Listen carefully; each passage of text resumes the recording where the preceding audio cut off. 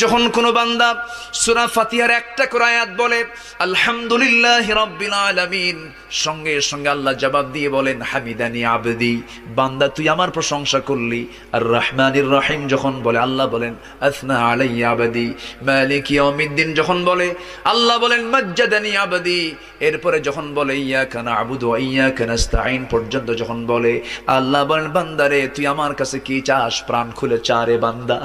ইহদিনাস সিরাতাল মুস্তাকিম থেকে শুরু করে নিয়া ওয়ালাদ-দাল্লিন পর্যন্ত যখন বান্দা বলে তখন আল্লাহ বলেন বান্দা নামাজের মধ্যে এমন প্রেমের খেলা খেললি বান্দা, তুই যা চাইলি সব আমি আল্লাহ কবুল করলাম। ওই বান্দা যখন রুকুতে যায় আল্লাহ তখন অস্থির হন। ওই বান্দা যখন সিজদায় যাওয়ার জন্য প্রস্তুতি নাই, সমস্ত ফেরেশতাকে ডাক দিয়ে বলেন ও ফেরেশতারা, এই বান্দাগুলো আমাকে দেখলো না, রাসূলকে দেখলো না, কোরআনকে দেখে হাদিসকে বিশ্বাস করে আমাকে খুশি করার জন্য তার সবচেয়ে সম্মানজনক